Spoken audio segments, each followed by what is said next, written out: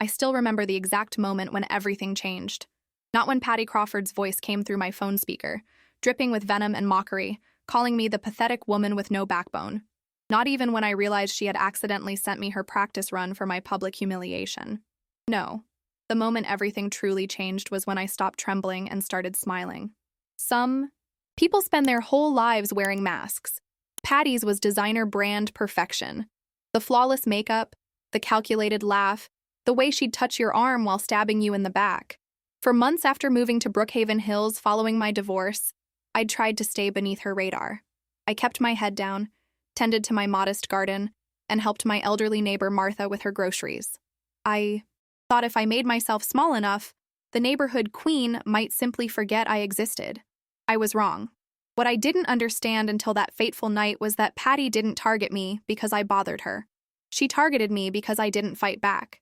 Every time I nodded politely through her backhanded compliments, every HOA meeting where I sat silently while she criticized my plain little yard, I was feeding something in her that grew stronger with my weakness. But sometimes the universe has a way of balancing the scales. Sometimes the perfect ammunition falls right into your lap, or in my case, right into my phone's voice messages. And sometimes, the quietest person in the room is the one you should fear the most. This is the story of how I found my backbone, how a neighborhood bully lost her throne, and how the truth, when finally spoken aloud, can shatter even the most carefully constructed facade. The evening it happened, I was exactly where I always was at 9:30 p.m. on a Wednesday, curled up on my couch with a cup of chamomile tea, my laptop open to a client's logo design, and my cat Felix purring beside me. The soft glow of my reading lamp created a small circle of warmth in my living room, the rest of the house quiet and still. Outside, Brookhaven Hills was settling into its nightly rhythm, porch lights turning on, garage doors closing, occasional dog walkers making their final rounds. My phone buzzed on the coffee table. I glanced at it, surprised to see Patricia Crawford's name lighting up my screen. In the 8 months since I'd moved in after my divorce, Patty had never called me. Not once. Our interactions were limited to her performative greetings at HOA meetings and the occasional backhanded comment when we crossed paths at the mailboxes. How strange, I murmured to Felix, reaching for the phone. There was no text, just a voice message. Perhaps she needed to borrow something. Though that seemed unlikely, Patty Crawford didn't borrow. She acquired, she owned, she displayed. I pressed play, holding the phone to my ear. She's absolutely pathetic. Patty's voice filled my quiet living room, startling me with its venom. No backbone at all, just sits there at every meeting like some scared little mouse.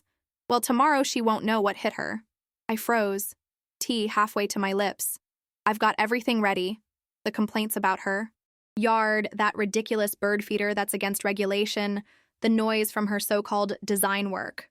Please. As if clicking a mouse is actual work. A laugh, shrill, practiced, performative. Lauren Bennett won't know what hit her. I'll make sure everyone sees exactly what happens when you don't fit in at Brookhaven Hills. She'll be humiliated once and for all. The message ended. I sat, perfectly still, my heart hammering in my chest. The tea in my cup rippled from my shaking hands. Patty had clearly meant to send this to someone else, a rehearsal of sorts for whatever she had planned at tomorrow night's HOA meeting. My mind raced through possibilities. Who was she actually trying to call? Jennifer from the pool committee? Margot, who lived 3 doors down and always echoed Patty's opinions? Or Thomas, the vice president of the HOA who seemed to hang on her every word? It didn't matter. What mattered was that tomorrow, in front of everyone I'd been trying to build a quiet life amongst, Patty Crawford planned to humiliate me. I replayed the message. Once, twice, a third time. Each repetition sent a new wave of emotions through me. Shock, fear, humiliation, anger. My hands wouldn't stop trembling. She's absolutely pathetic. No backbone at all. The words cut deep because they echoed what my ex-husband used to say. Daniel had never been as overt as Patty, but the sentiment was the same. You need to stand up for yourself more, Lauren, he'd say, sighing with disappointment. You're too soft. In the end, he'd left me for someone with more fire, as he put it. Someone who wasn't afraid to take up space. I'd moved to Brookhaven Hills to escape those echoes, to rebuild somewhere new. And here was Patty Crawford, a stranger, somehow hitting the exact same wound. I set my tea down and pulled my knees to my chest. My first instinct was to skip the meeting altogether, to call in sick, to hide. It's what I'd always done when confrontation loomed. Retreat, make myself smaller, hope the storm would pass. It's what Daniel had expected. It's what Patty was counting on. No backbone at all. Something shifted inside me as I stared at my phone. A memory surfaced. Last month, when I was helping Martha bring in her groceries, I'd noticed unusual activity at Patty's house. Construction workers coming and going, but only in the evenings. Supplies delivered. But quickly moved to the backyard, out of sight from the street. At the time, I hadn't thought much of it. Now, though, Brookhaven Hills had strict regulations about renovations. Every change, from paint colors to deck extensions, required HOA approval. Approval that came through formal meetings and public votes. Had Patty gotten approval for whatever work she was doing? I tried to remember the recent meeting minutes. There had been no mention of approval for work at the Crawford residence. I set my laptop aside and moved to the window. From this angle, I could just barely see the edge of Patty's backyard. Even in the dim evening light, something looked different. The outline of her property extended further than it had before. A new structure of some kind. For the first time since. Hearing the message, I felt something other than fear. Curiosity. And beneath that, something stronger. Unfamiliar but not unwelcome. Resolve. I picked up my phone again, this time not to replay Patty's message, but to look through my photos. I scrolled back to pictures from the neighborhood barbecue 2 months ago. There it was, a clear shot of Patty's yard before whatever construction had taken place. I zoomed in, comparing it to what I could see now from my window. The difference was unmistakable. She'd extended something, a deck perhaps, or an outdoor kitchen area.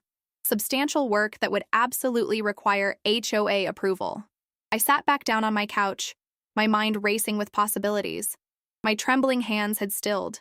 My breathing had steadied. She'll be humiliated once and for all, Patty had said. I looked at Felix, who blinked slowly back at me.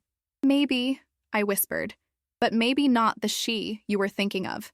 I opened my laptop again, but instead of returning to my client's logo, I pulled up the Brookhaven Hills HOA regulations.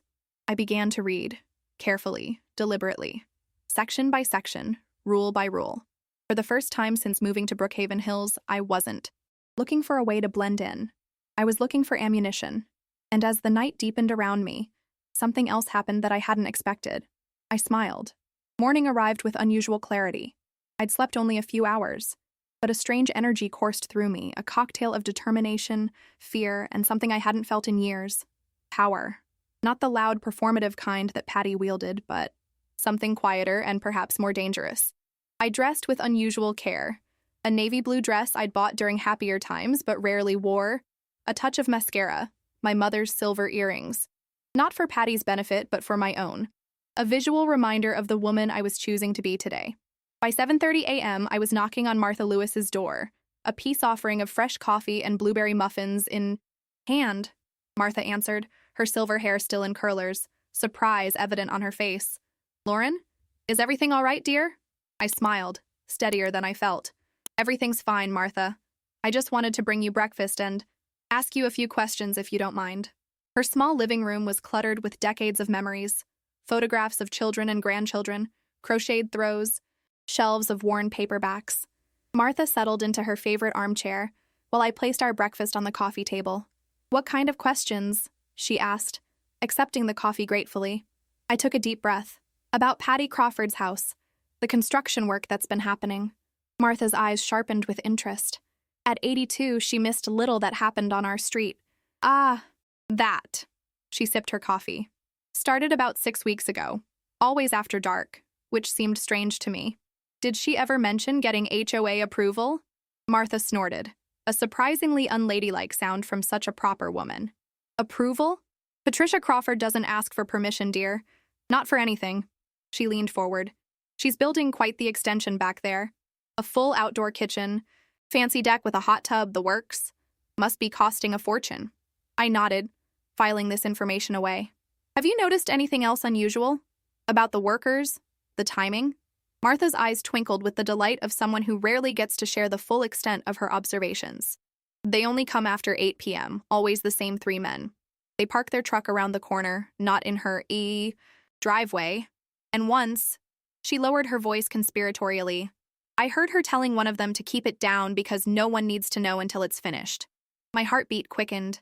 Martha, Would you be willing to write down what you've told me and possibly attend the HOA meeting tonight? She studied me for a long moment. This is about more than renovations, isn't it? I hesitated, then decided that Martha deserved the truth. I took out my phone and played Patty's message. Martha's expression darkened as she listened. When it finished, she reached across and squeezed my hand with surprising strength. "I'll be at that meeting," she said firmly. "And Lauren?" It's about time someone stood up to Patricia Crawford. Buoyed by Martha's support, my next stop was Brian Matthews' house. Brian lived directly behind Patty, sharing a property line that would give him the clearest view of her unauthorized construction. Brian was watering his immaculate roses when I approached. A quiet man in his 50s, he kept to himself but always nodded politely when our paths crossed. I'd helped him once, retrieving his mail when he was away on business. "Lauren," he said, surprised. "Good morning." "Morning, Brian. Your roses are beautiful." "Thank you." He turned off the hose. "What can I do for you?" I chose my words carefully. "I'm curious about the construction at the Crawford house. From your property, you must have a clear view." Brian's expression closed off immediately. "I don't get involved in neighborhood politics." "I understand," I said softly.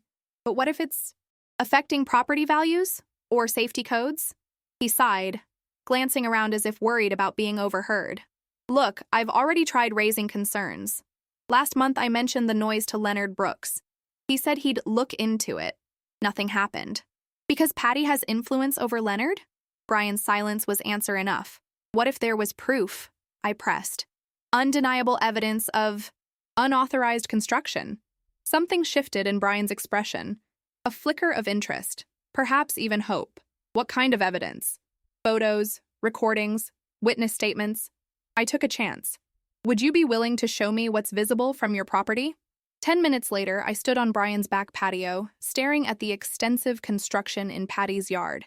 It was far more elaborate than I'd imagined: a sprawling multi-level deck with built-in seating, an outdoor kitchen with what appeared to be a pizza oven, and the frame for what would eventually be a pergola covering the entire space. "She's been having work done almost every night for weeks," Brian said quietly. "The noise keeps me up, but..." He shrugged helplessly. "But you were afraid to complain directly," I finished for him. He nodded, looking embarrassed. "Patty has a way of making life difficult for people who cross her. Would you be willing to take photos and come to the HOA meeting tonight?" Brian hesitated. "I don't know, Lauren. I'm not good with confrontation." I smiled, understanding completely. "Neither am I, Brian. But sometimes we have to find our voice." By noon, I had photos from Brian, Martha Zeig, written statement, and a growing sense of purpose. But I needed more. I needed irrefutable proof of when the construction had started and official confirmation that no permits had been filed. My next stop was City Hall. The permit office was quiet when I arrived, just a bored-looking clerk typing at an ancient computer. I approached with what I hoped was a confident smile. "Hi, I'm interested in checking if building permits have been filed for a property in Brookhaven Hills, 1422. Oak Ridge Lane?" The clerk, his nameplate read Dave, barely looked up. "That would be public record.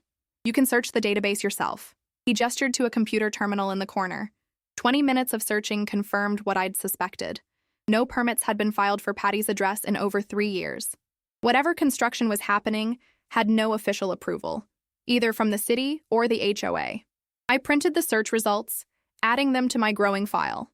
My final stop was the most intimidating. Leonard Brooks, president of the Brookhaven Hills Homeowners Association. Leonard was a retired attorney who took his HOA duties with alarming seriousness. He was also, I suspected, somewhat in awe of Patty Crawford. I found him in his front yard, meticulously edging his lawn. At 65, Leonard maintained the precision and posture of his legal days. "Mr. Brooks," I called, approaching his perfectly manicured lawn. "Do you have a moment?" Leonard straightened, switching off his edger. "Ms. Bennett, this is unexpected." I cut straight to the point. "I have evidence of unauthorized construction at Patricia Crawford's residence. Extensive work, no HOA approval, no city permits."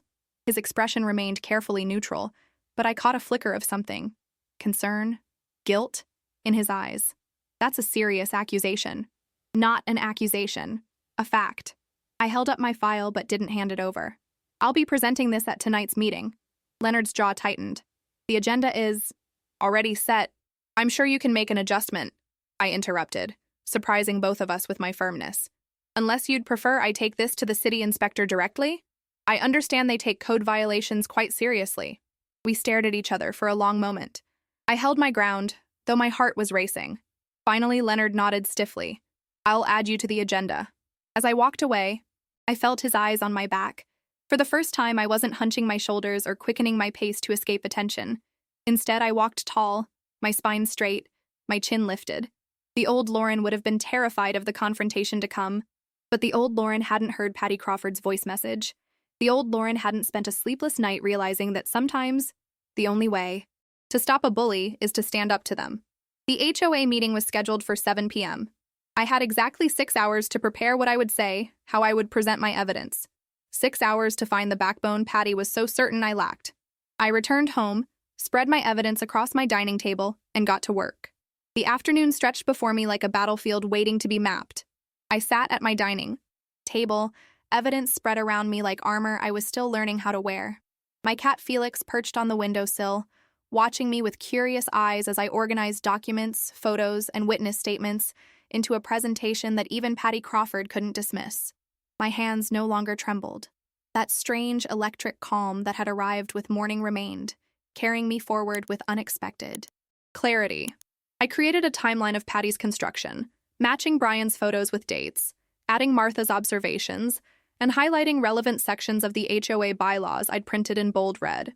Each violation had its own page: the unpermitted structure, the after-hours construction, the deliberate concealment, the noise complaints that had been suspiciously buried. At 3 p.m., my phone rang. Glanced at the screen, surprised to see Martha Lewis displayed. "Hello, Martha," I answered, tucking the phone between my ear and shoulder as I continued organizing my evidence. "Lauren, dear." Martha's voice was unusually excited. "I've just had the most interesting conversation with Sandra from the gardening committee." I paused, giving Martha my full attention. "What kind of conversation?" "It seems our friend Patricia has been quite busy undermining more than just building codes. Sandra says 3 of your landscaping proposals were deliberately tabled by Patty, including your request to plant that memorial rose garden for your mother." My stomach tightened. I'd submitted that proposal 4 months ago, saving for months to buy the heritage roses my mother had loved. The rejection had hurt more than I cared to admit, the committee citing aesthetic inconsistency with neighborhood standards. "Did Sandra say why?" I asked, though I already suspected the answer. "Oh, yes." Martha's voice dripped with satisfaction.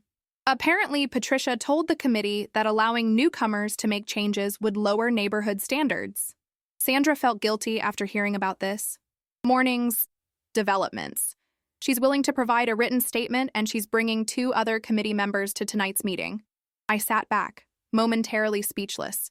My quiet investigation was snowballing into something larger than I'd anticipated. It wasn't just about Patty's illegal deck anymore. It was about a pattern of behavior that had affected the entire community. "Thank you, Martha," I said finally. "This is helpful." "One more thing, dear," Martha added, her voice softening. "I found some old HOA meeting minutes. Did you know Patricia isn't even eligible for her position on the Architectural Review Committee? The bylaws require 3 years of residency. She's only been here 2 years and 8 months. The information struck me like a lightning bolt. Patty Crawford, the self-proclaimed queen of Brookhaven Hills, had built her entire power structure on a foundation of lies. After hanging up, I added this new information to my growing file. A plan was forming in my mind, more strategic than I'd ever thought myself capable of. This wasn't just about defending myself anymore. This was about restoring balance to a community that had been bent to one person's will for too long. At 4:30 p.m., I received a text from Brian Matthews. 2 contractors just arrived at Patty's, working in broad daylight now. Got photos. The photos arrived seconds later. Clear, damning evidence of ongoing unauthorized work. I added them to my file, feeling a strange sense of inevitability. Patty was so confident in her position that she wasn't even being careful anymore. I spent the next hour rehearsing what I would say, how I would present my evidence, not with anger or personal attacks, but with calm, irrefutable facts. I wouldn't stoop to Patty's level of mockery and public humiliation. I would simply let the truth speak for itself. At 6 p.m., I took a shower, letting the hot water wash away any remaining doubt. I dressed with care, a simple gray dress that I'd always thought made me look professional. A touch of color on my lips, my hair pulled back neatly. Nothing flashy or attention-seeking, just clean, composed, confident.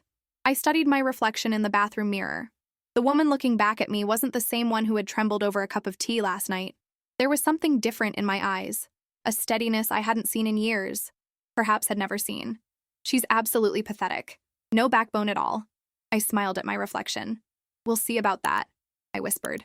At 6:30 p.m., I gathered my evidence into a neat portfolio, tucked my phone into my pocket, Patty's voicemail safely stored and ready to play, and gave Felix one last stroke on his orange head.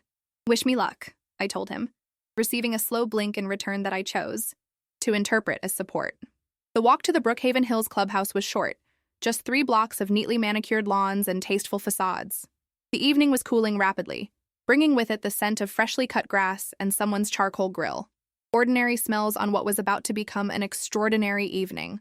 As I approached the clubhouse, I could see cars already filling the parking lot.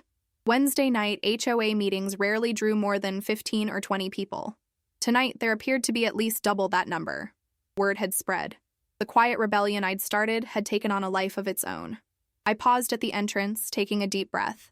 Through the windows, I could see people filling chairs, an unusual energy animating their conversations. In the front row, unmistakable even from behind, sat Patricia Crawford, her blonde highlights perfectly maintained, her posture regal, her designer purse placed strategically beside her chair. She had no idea what was coming. For a brief moment, doubt crept in. Was I really going to do this? Was I really going to stand up in front of all these people and challenge the neighborhood queen? The woman who had made it, her mission to establish a clear hierarchy with herself at the top? Then I remembered her voice. She's absolutely pathetic. No backbone at all. I squared my shoulders, lifted my chin, and walked through the door into whatever came next. The Brookhaven Hills clubhouse fell silent as I entered, a ripple of awareness moving through the gathered neighbors. More people than I'd ever seen at an HOA. Meeting filled the rows of chairs. Faces I recognized from morning walks and mailbox encounters, others I knew only vaguely from neighborhood barbecues or pool days. Martha Lewis caught my eye from her seat near the back, giving me a small, encouraging nod. Brian Matthews sat 2 rows behind her, looking nervous but determined. Sandra from the gardening committee was there too, flanked by 2 women I recognized from previous meetings.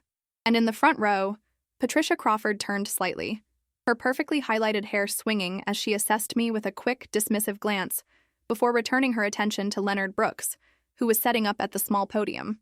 I took a seat in the 3rd row, directly in Patty's line of sight. When she inevitably stood to speak, she would have to look at me, not at the pathetic woman with no backbone she expected, but at someone prepared to stand her ground. Leonard cleared his throat, tapping the microphone. Good evening, everyone. I'm pleased to see such a robust turnout for tonight's Brookhaven Hills Homeowners Association meeting. He shuffled his papers, looking slightly uncomfortable at the unusually full room. We have a full agenda tonight, so let's get started. First, the treasurer's report.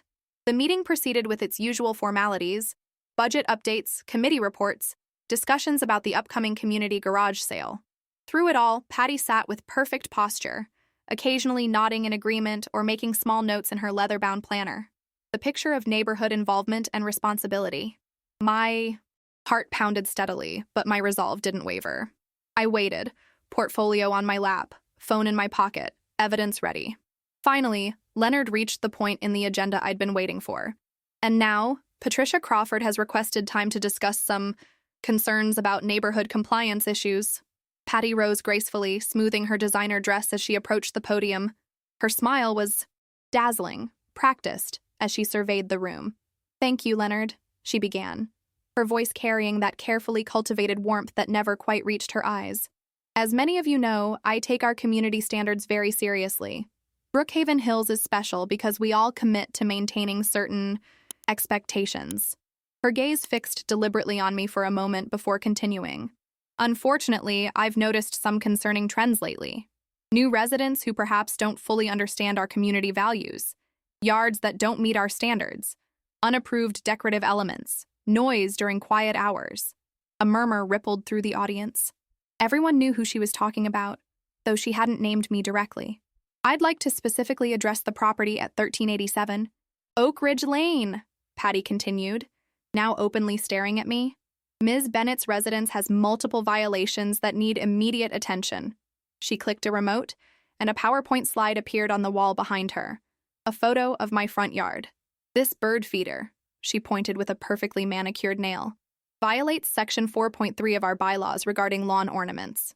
The placement of these hostas, another pointed finger, encroaches on the specified grass-to-garden ratio, and there have been multiple reports of excessive noise during quiet hours, presumably from Ms. Bennett's home business activities. The room was uncomfortably silent. I could feel eyes shifting between Patty and me, waiting for my reaction. I move that we issue formal violations and fines, Patty concluded, her voice firm with authority. We cannot allow one resident's disregard for our standards to undermine everything we've built here in Brookhaven Hills. Leonard cleared his throat. Thank you, Patricia. Before we vote on your motion, I believe Ms. Bennett has requested time to respond to these concerns. Patty's perfectly sculpted eyebrows rose in surprise. She clearly hadn't expected me to defend myself. In her world, I was supposed to shrink, to apologize, to promise compliance while fighting back tears of humiliation. Instead, I stood, gathering my portfolio and walking calmly to the podium. As I passed Patty, returning to her seat, she gave me a small, smug smile, the kind reserved for opponents she didn't consider worthy of genuine concern. I placed my evidence on the podium, looked out at my neighbors, and took a deep breath. Thank you, Mr. Brooks. Neighbors. My voice was steadier than I'd expected. Before I address Ms. Crawford's concerns about my property, I'd like to play something for all of you. I took out my phone, connected it to the podium's speaker system, and pressed play. Patty's voice filled the room, unnervingly clear. She's absolutely pathetic. No backbone at all. Just sits there at every meeting like some scared little mouse. Well, tomorrow she won't know what hit her. Gasps rippled through the audience. Patty's face drained of color. I let the recording continue. I've got everything ready. The complaints about her yard, that ridiculous bird feeder that's against regulation, the noise from her so-called design work. Please. As if clicking a mouse is actual work. Her laugh, shrill, practiced, performative, echoed through the clubhouse.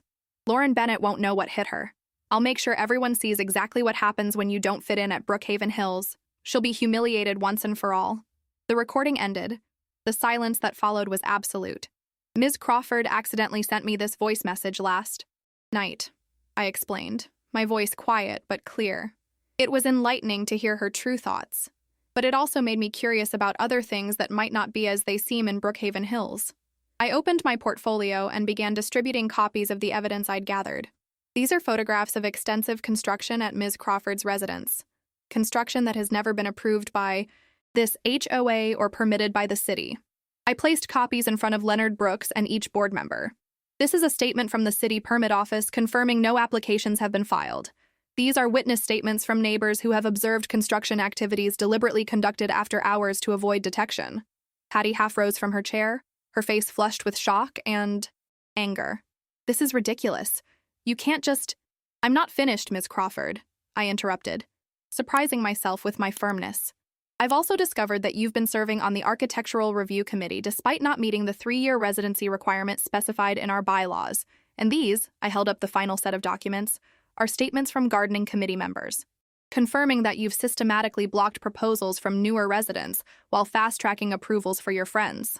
The room erupted in murmurs and exclamations. Leonard Brooks looked stunned, his usual composure shattered as he flipped through the evidence I'd provided.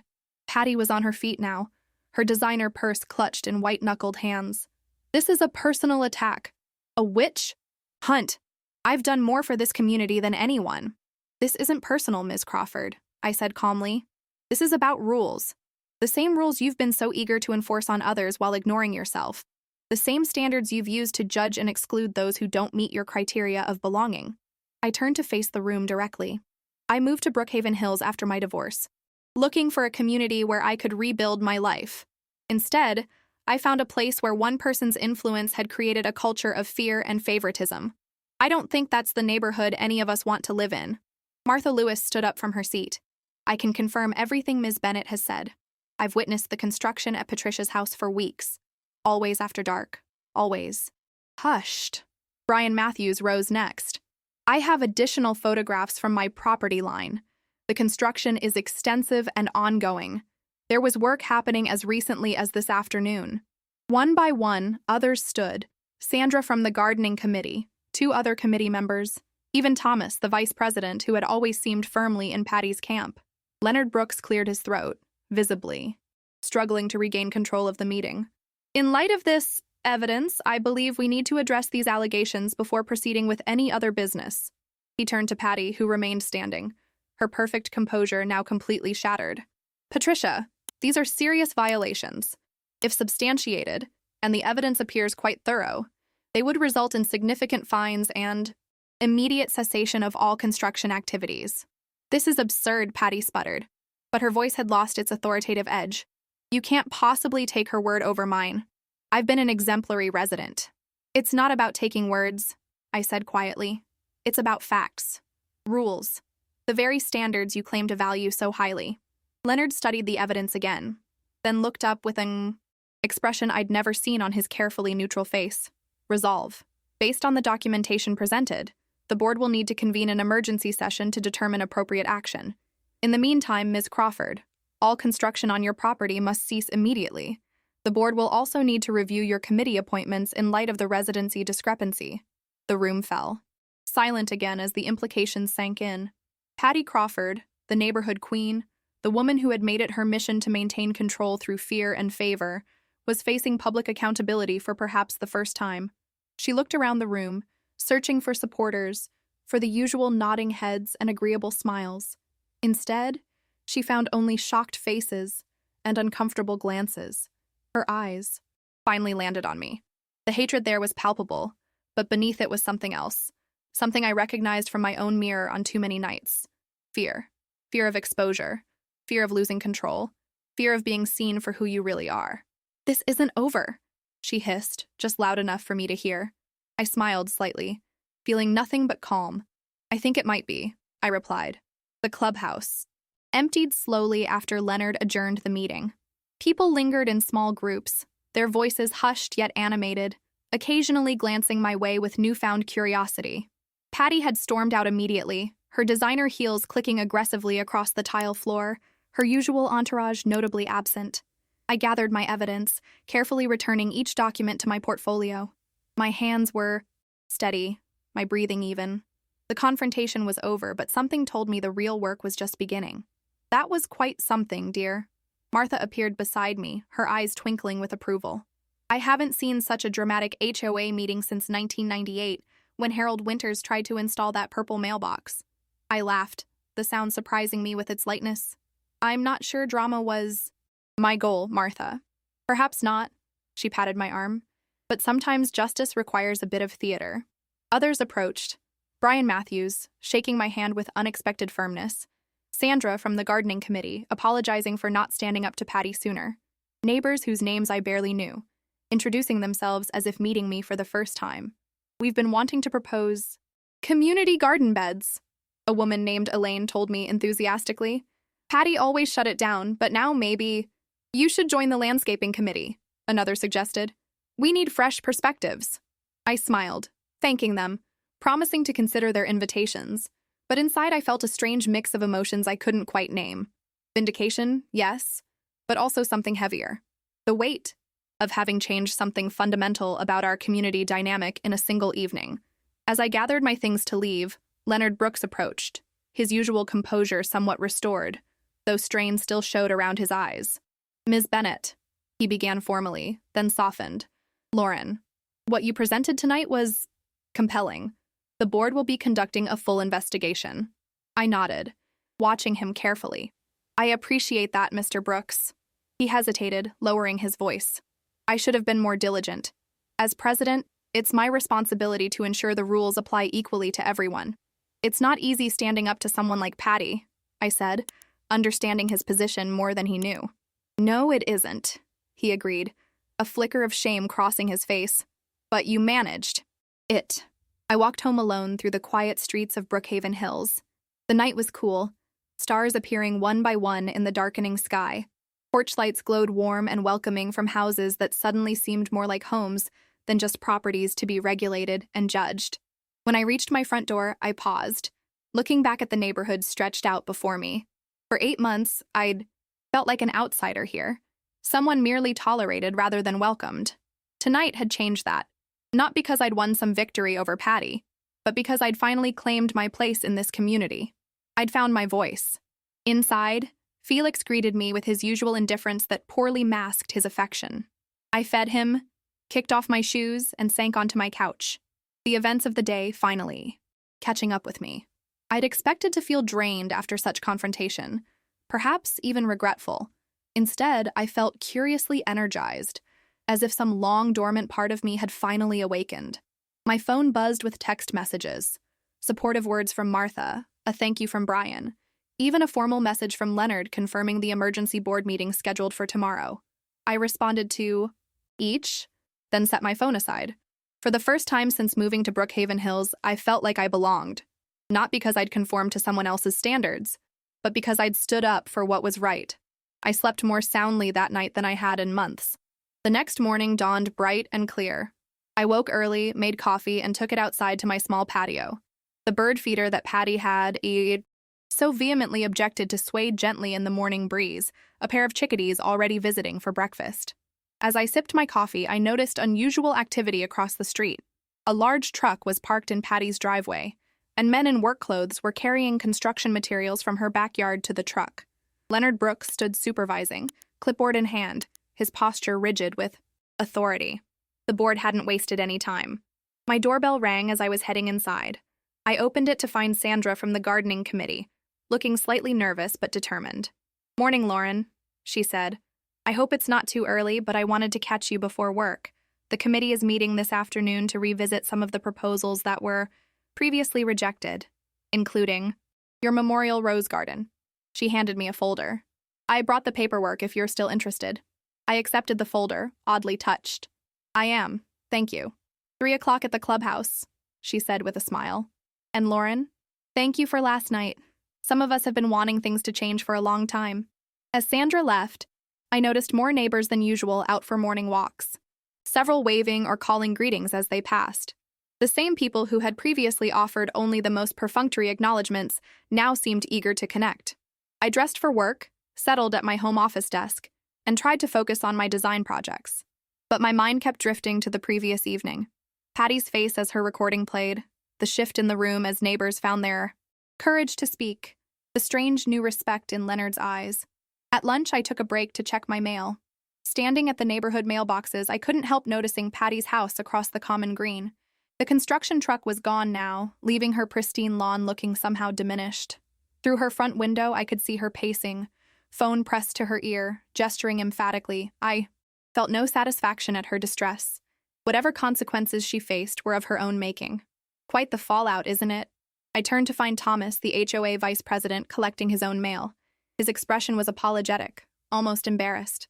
"I imagine the board has a lot to sort through," I said neutrally. He nodded.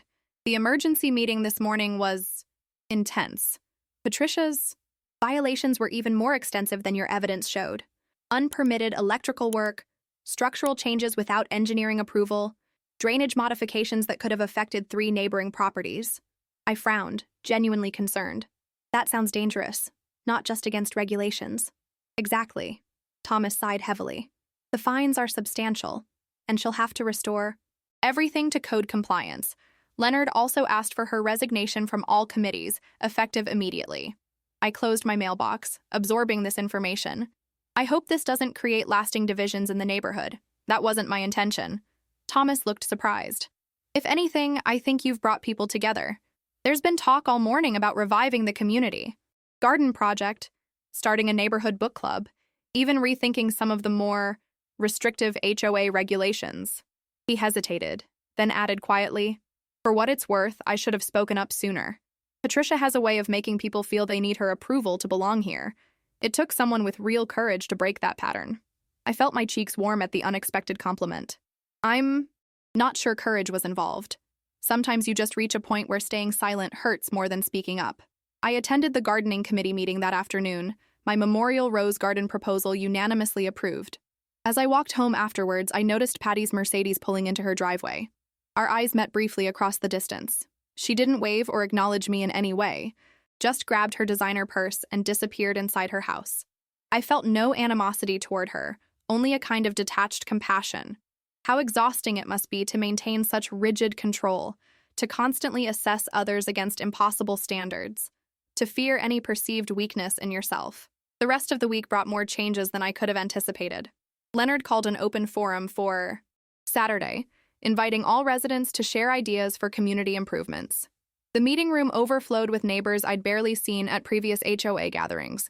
Young couples, retirees, single parents, all suddenly eager to participate. Ideas flowed freely. A community garden near the playground, a lending library in the clubhouse, a mentorship program connecting retired professionals with neighborhood teens. The energy was palpable. The conversation unrestrained by the invisible boundaries Patty had established over years. I participated quietly, offering suggestions when asked, but mostly observing this transformation with a sense of wonder. This was what community could be. Not a hierarchy to climb or a standard to meet, but a collective of diverse people creating something greater than any individual could achieve alone. Martha found me after the meeting, settling heavily into the chair beside mine. Well, she said, eyes twinkling. You've certainly stirred things up, dear. I smiled. I think the neighborhood was ready for change. I just happened to be the catalyst. Don't diminish what you did, she admonished gently. Standing up to a bully, especially one as polished and powerful as Patricia Crawford, takes rare courage, the kind that inspires others. I glanced across the room where neighbors were chatting animatedly, exchanging contact information, making plans for projects I never would have imagined possible a week ago. I don't feel particularly brave, I admitted. Just done with feeling small. Martha patted my hand. That, my dear, is the beginning of all bravery. Sunday morning arrived with a gentle rain that painted my windows with silver streaks and filled the air with the fresh scent of renewal. I curled up on my window seat with a sketch pad, working on designs for my newly approved memorial rose garden, while Felix dozed contentedly beside me. The week had brought more changes than I could fully process. The board's investigation into Patty's violations had expanded, revealing years of selective enforcement and procedural manipulation. Leonard had issued a formal apology to the community, promising greater transparency moving forward. And I had somehow become the reluctant center of it all. Approached for opinions, invited to meetings, welcomed into circles that had previously seemed impenetrable. The doorbell rang, interrupting my peaceful morning.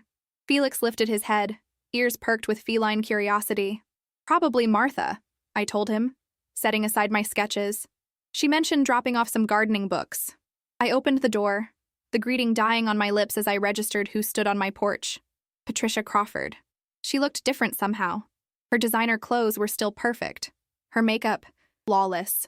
Her hair styled with precision. But something had changed in her bearing. A barely perceptible deflation of the commanding presence she'd always projected. For a moment, we simply stared at each other, the soft sound of rain filling the awkward silence. "May I come in?" she finally asked, her voice lacking its usual authoritative edge. I hesitated, unsure what this visit could possibly entail, then nodded and stepped aside. Of course. Patty entered my home with visible discomfort, glancing around with the careful neutrality of someone determined not to reveal their thoughts. I gestured toward my living room. "Would you like some coffee or tea?" I offered, basic hospitality overriding my wariness. "No," she said quickly, then reconsidered. "Actually, yes, tea would be nice." I retreated to the kitchen, grateful for the momentary reprieve. My hands moved automatically through the familiar ritual, filling the kettle, selecting chamomile tea bags, arranging cups on a tray, while my mind raced with possibilities. Had she come to threaten me? Demand an apology? Make amends? When I returned, Patty was standing by my bookshelf, studying the framed photographs displayed. There, mostly of my parents, a few of friends from before my move to Brookhaven Hills. "You have his eyes," she said unexpectedly, indicating a photo of my father. I set down the tea tray. "Yes, people always said that." An uncomfortable silence fell as I poured the tea. Patty accepted her cup with a murmured thank you, then sat perched on the edge of my couch as if ready to flee at any moment. "I assume you're wondering why I'm here," she finally said. I sat across from her, maintaining eye contact. "I am." She set down her teacup with a slight tremor that betrayed her composure. "The board has finalized their decision. The fines total just over $40,000. All construction must be removed and restored to original condition within 30 days. And I've been permanently removed from all committee positions. I nodded, unsure how to respond. I see. My husband is furious, she continued, a bitter edge creeping into her voice. Not about the money, we can afford it, but about the embarrassment, the lost status, the damage to his precious image. She laughed, a hollow sound entirely unlike her usual practiced tinkle. He's threatening divorce. I felt a sudden, unexpected pang of sympathy. I'm sorry. Are you? Her eyes met mine, challenging. After what I tried to do to you? I considered this, wanting to be honest. I'm sorry for your pain, not for the consequences of actions you chose. She nodded slowly, accepting this distinction. Fair enough. Another silence stretched between us, less tense but still laden with unspoken words. Felix chose this moment to saunter into the room, regarding our visitor with suspicious yellow eyes before leaping onto my lap. Patty watched him settle. I've never had pets. Frank is allergic. Or so he claims. They're good company, I said, stroking Felix's soft fur. Honest, at least. Unlike people, she added with unexpected self-awareness. I waited, sensing she had more to say. I didn't come for sympathy, she finally continued, straightening her shoulders. I came because I owe you an apology. Of all the scenarios I'd imagined, this was perhaps the least expected.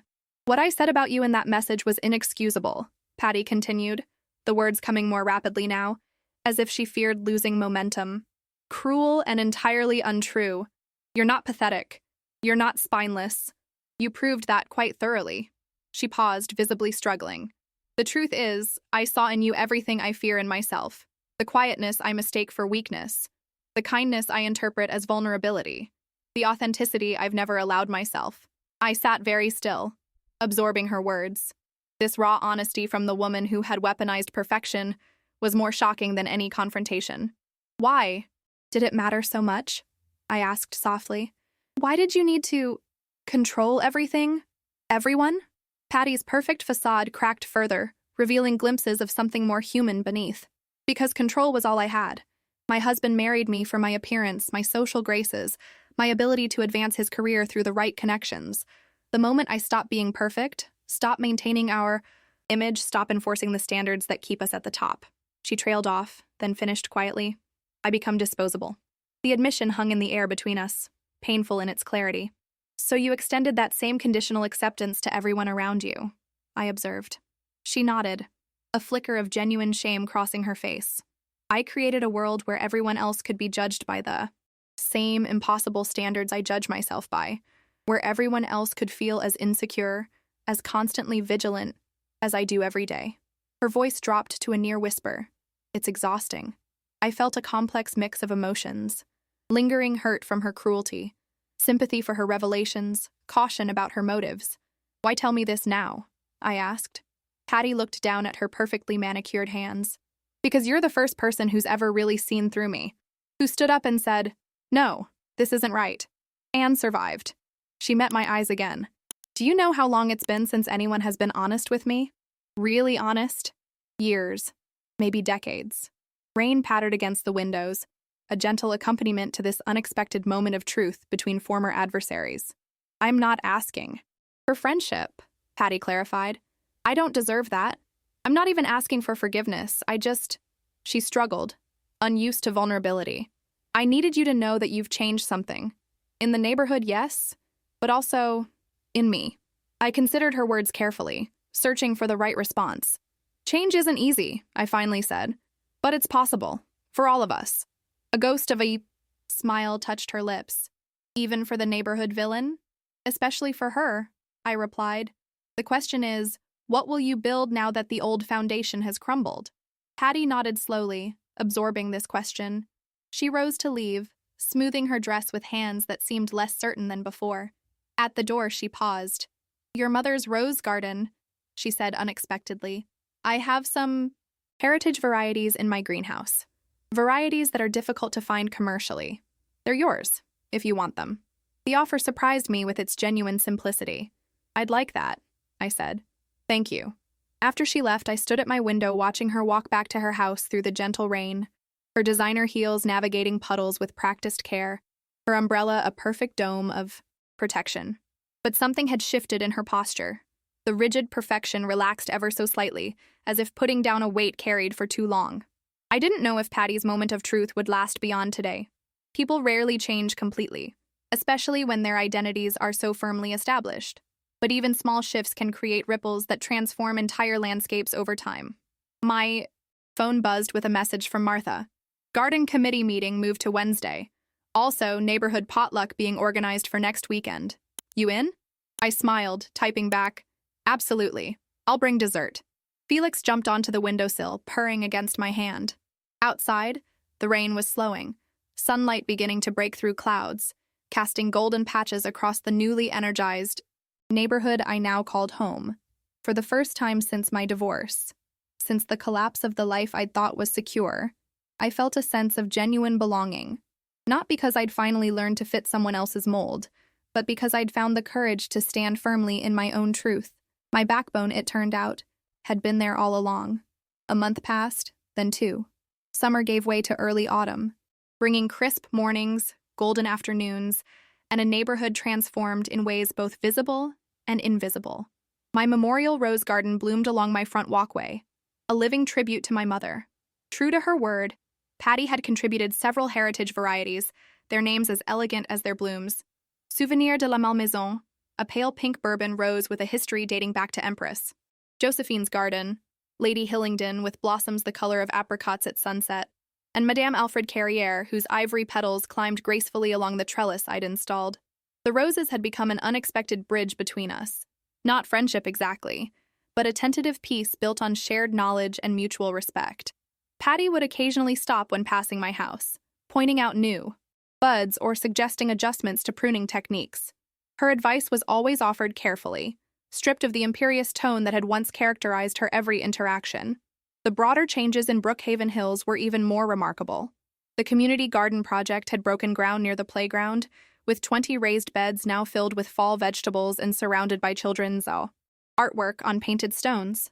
The clubhouse hosted weekly events, book discussions, craft circles, a technology help group where teenage residents assisted older neighbors with their devices. Leonard Brooks had embraced his role as HOA president with renewed vigor, focusing on transparency and inclusion rather than rigid enforcement. At his suggestion, the board had revised several outdated regulations, including the one Patty had tried to use against my bird feeder. Your little act of rebellion has created quite the revolution, Martha observed one evening as we sat on my patio, watching fireflies appear in the gathering dusk. I haven't seen this neighborhood so alive in years. I smiled, sipping my tea. I didn't set out to start a revolution. The best ones often happen that way, she replied with a wink.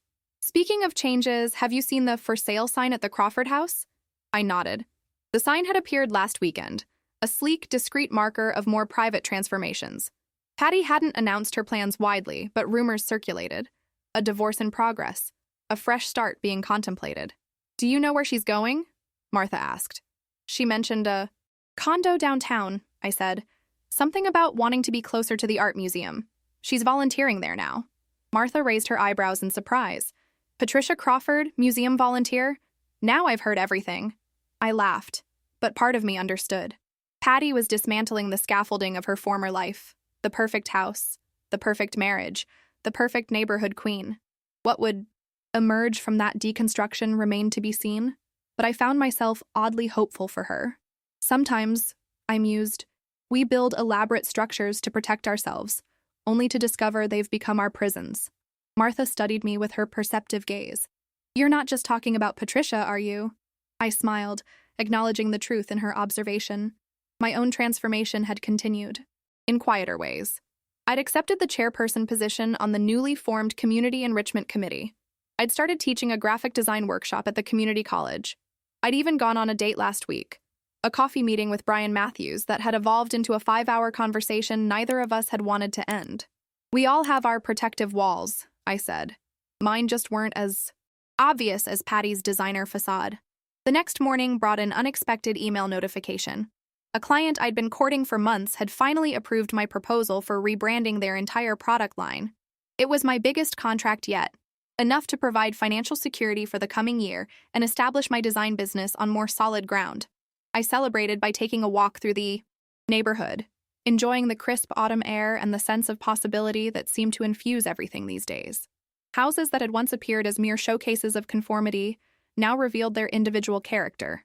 A wind chime here, a quirky garden statue there, vibrant front doors in colors that would have scandalized the old regime. Near the community garden, I encountered Leonard Brooks, supervising the installation of a new bench. He waved me over, proudly showing off the engraved plaque that read, Brookhaven Hills Community Garden, where neighbors become friends. We're having a dedication ceremony next weekend, he told me.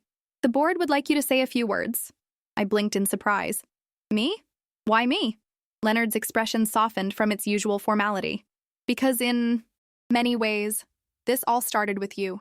Your willingness to stand up for fairness created a ripple effect that's still expanding. I walked home contemplating what I might say at such a ceremony, my thoughts interrupted by the sight of moving trucks outside Patty's house. She stood in the driveway directing workers, her usual designer outfit replaced by jeans and a simple blouse. Practical clothes for a day of transition. Our eyes met across the street. After a moment's hesitation, she raised her hand in greeting, then walked over to where I stood. The closing is next week, she said without preamble. A young family with 3 children. They're excited about the community garden. I nodded. That's wonderful. Are you okay with moving? A complex emotion crossed her face. Something between relief and apprehension. It's time for a change. Frank and I have separated. The divorce should be finalized by Christmas. She glanced back at her house. Too many memories here. Too many versions of myself I don't want to be anymore. The admission carried none of the bitterness I might have expected. Instead, there was a quiet dignity in her words, a hard-won clarity. Your roses are thriving, she observed, looking toward my garden. The Lady Hillingdon, especially. Thanks to your advice on the soil amendments. A small smile touched her lips. Perhaps in my next chapter, I'll open a garden consultancy instead of ruling an HOA with an iron fist. The joke, self-deprecating and genuine, surprised us both. You know, I said carefully, there's an opening for a docent coordinator at the art museum.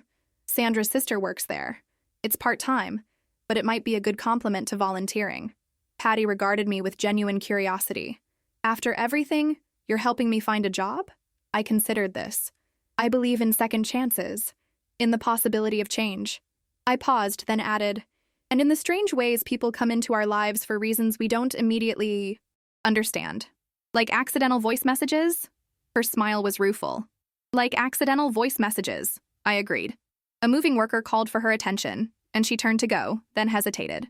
Lauren? Thank you. Not for the job lead, though that's kind, but for... She gestured vaguely, encompassing everything that had transpired between us.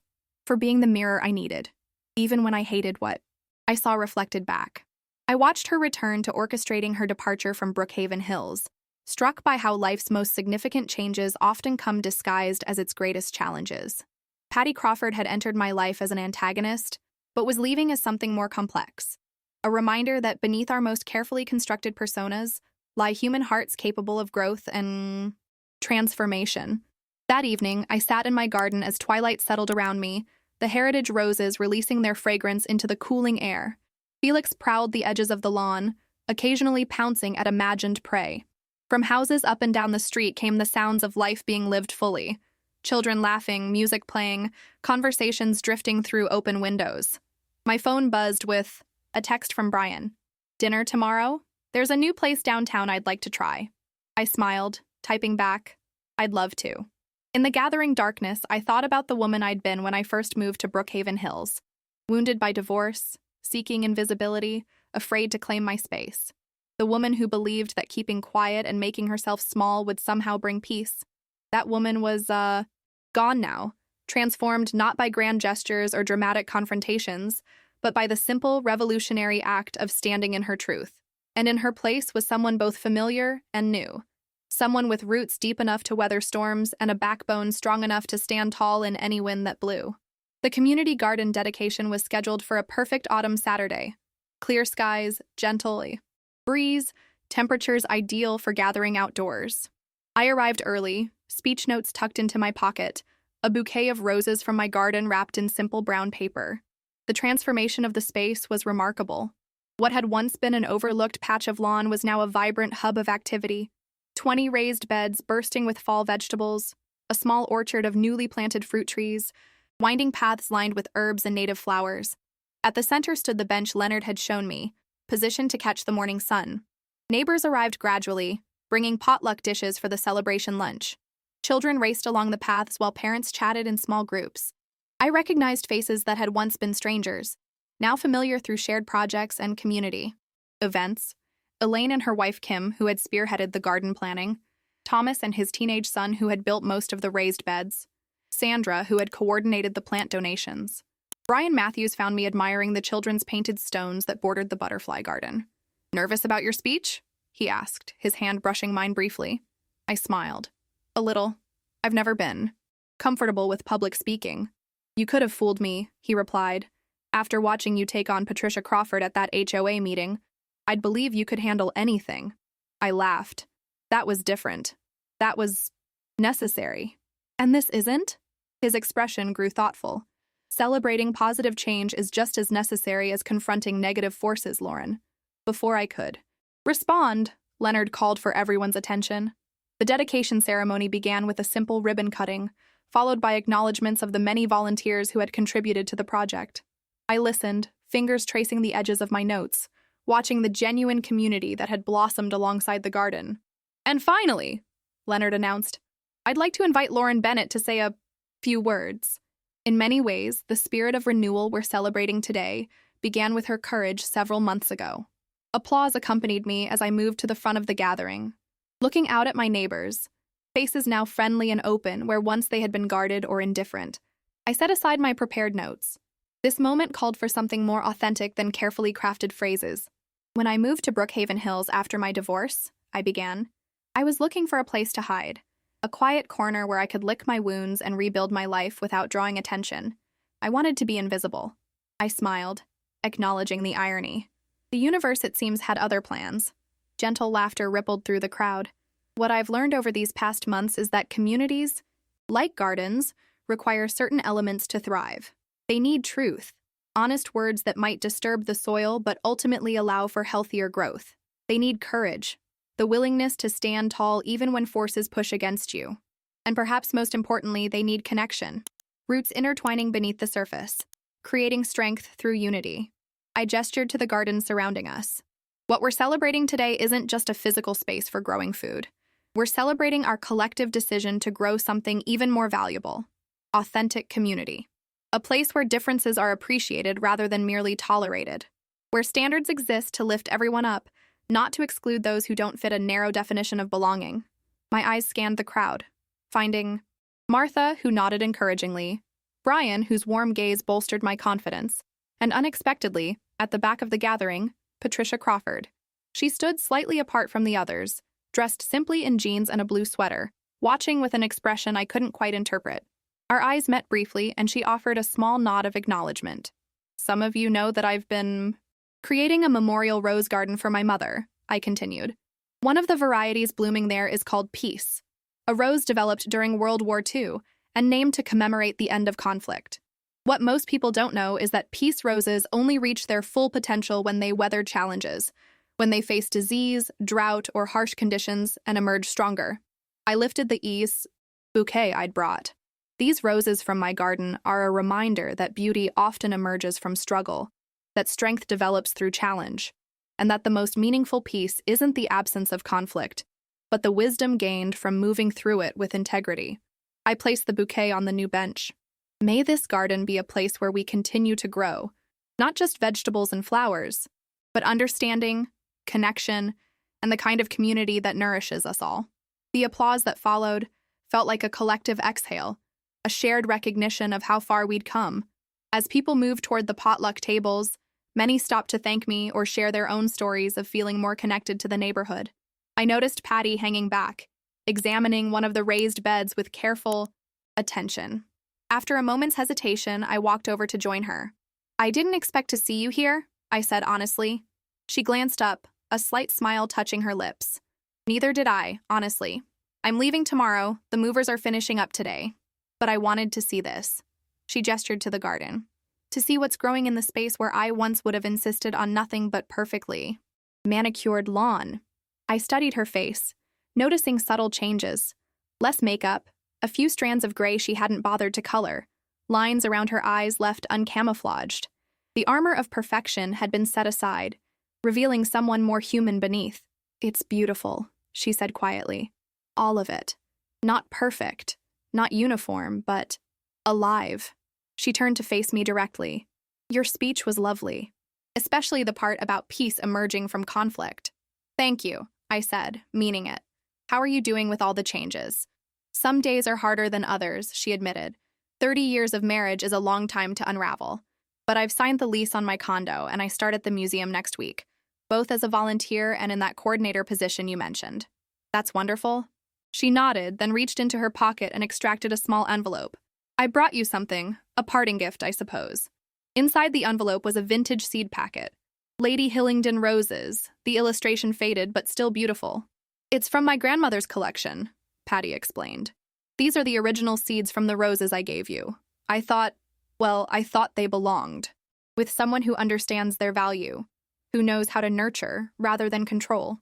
The gesture touched me unexpectedly. "Thank you. I'll treasure this." "I should go," she said, glancing at her watch. "Final walkthrough with the new owners in an hour." As she turned to leave, I called after her. "Patty, I hope you find what you're looking for in your new chapter."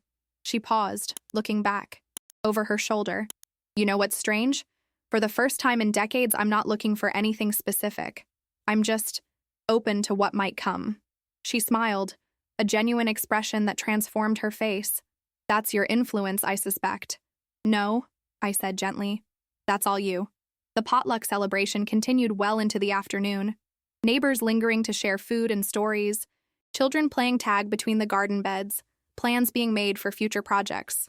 I found myself at the center of it all, not in the spotlight as I had been during the dedication, but woven into the fabric of connection that had strengthened throughout Brookhaven Hills. Brian joined me as I was helping to pack up the leftover food. "Want to take a walk?" he asked. "The sunset should be spectacular tonight." We strolled through the neighborhood as golden hour painted everything in warm light. The streets that had once felt alien to me now held familiar landmarks. Martha's porch, where we often shared evening tea. The corner where the neighborhood book exchange box stood. The playground where I sometimes sketched while watching families interact. "I've been thinking about your, speech," Brian said as we rounded the corner toward my house. "About communities needing truth and courage to thrive." I glanced at him, curious where his thoughts were leading. "It made me realize I haven't been entirely truthful," he continued, stopping to face me. "I've been wanting to tell you something for weeks, but I couldn't find the right moment." My heart quickened slightly. "What is it?" His expression was both vulnerable and determined. "I'm falling in love with you, Lauren. With your kindness, your quiet strength, your ability to stand firm without becoming hard." He took a deep breath. "I don't expect you to feel the same way. We've only been dating a short time, but after watching you transform our entire community by simply being authentic, I decided truth was the best policy." The declaration hung between us in the golden evening light. I studied his face, the sincerity in his eyes, the slight nervous tension around his mouth, and felt something settle within me, a recognition of rightness. "I'm not good at rushing into things," I said carefully. "My marriage taught me to be cautious, but I am good at recognizing what feels true." I reached for his hand. "And us, feels true in a way nothing has in a very long time." His smile was worth every moment of uncertainty I'd weathered to reach this point. We continued our walk, talking about possibilities. Dinner at his sister's house next weekend, a day trip to the mountains when autumn colors peaked, cooking classes we might take together at the community center. Small seeds of future connection, planted, with care and anticipation. As we approached my house, I noticed a moving truck pulling away from Patty's former residence. A young couple stood in the driveway, their children racing across what would soon be their lawn, their faces alight with the excitement of new beginnings.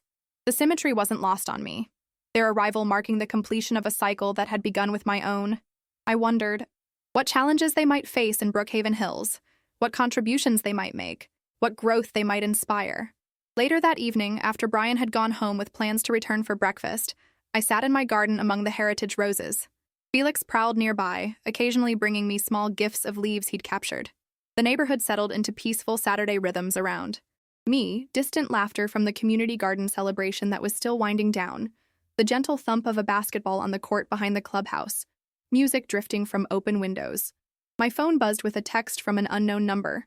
I opened it to find a photo of Patty standing in an empty loft space, sunlight streaming through floor-to-ceiling windows. The caption read simply, "New beginnings. Thank you for showing me it's never too late to find your backbone. P." I smiled, thinking of the strange, unexpected journey that had led to this moment. How a single voice message, meant to harm, to intimidate, to control, had instead set in motion a transformation that had rippled outward in ways no one could have predicted. The path hadn't been easy. Standing up to Patty had required courage I hadn't known I possessed. Rebuilding a community based on authenticity rather than appearance had taken collective effort. Finding my own footing in this new reality, as a community leader, as a woman open to love again, as someone willing to claim her space without apology, was ongoing work. But as twilight deepened around me and the first stars appeared overhead, I felt a profound sense of peace. Not the fragile peace of avoidance that had characterized my early days in Brookhaven Hills, but the earned peace of someone who had faced difficulty with integrity and emerged stronger. I thought of my mother, who had always told me that true strength isn't about never bending, it's about how you straighten again after the storm passes. The roses I'd planted in her memory seemed to whisper this truth as they swayed gently in the evening breeze, resilient and beautiful, their roots growing deeper with each passing day.